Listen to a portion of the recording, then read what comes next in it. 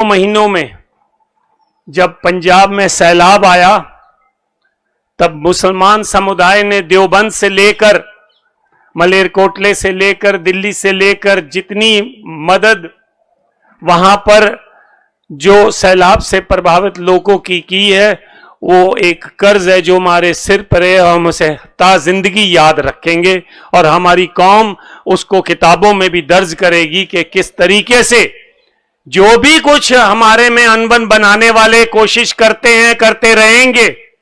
वो मुगलों के जमाने से करते आए हैं कि दोनों धर्मों में क्या फर्क है, लेकिन कभी और अभी शायद ये एक मौका बना है जब हम ये कोशिश कर रहे हैं कि दोनों कौमों में, दोनों धर्मों में कॉमन क्या है, हम उसकी जो है विचार चर्चा करें और उसको लेकर आगे चलें।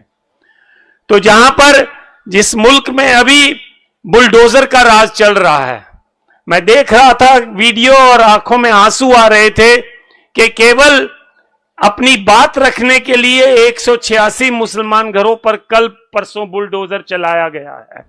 ये मसला इंसाफ का है, ये मसला उस विरासत, उस साझी विरासत को बचाने का है जिस साझी विरासत की लड़ाई हम सब ने मिलकर लड़ी थी।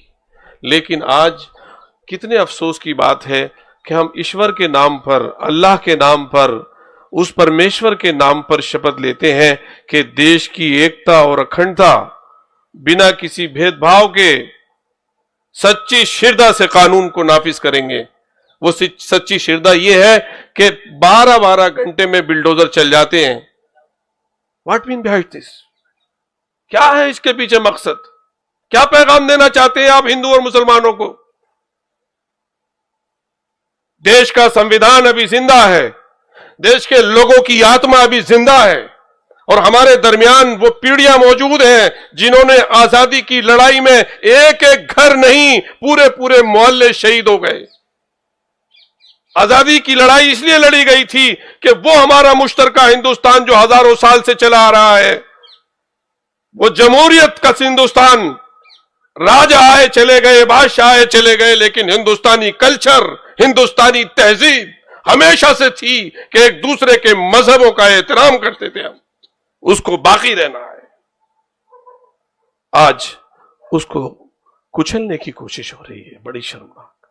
और देश की जो फॉरेन पॉलिसी है वो इतनी ऐसी हो गई है कि कभी तालिबान का नाम लेने पर लोगों को जेलों में डाला गया, वो अभी तक जेलों में सड़ रहे हैं। और तालिबान के मिनिस्टर आज गवर्नमेंट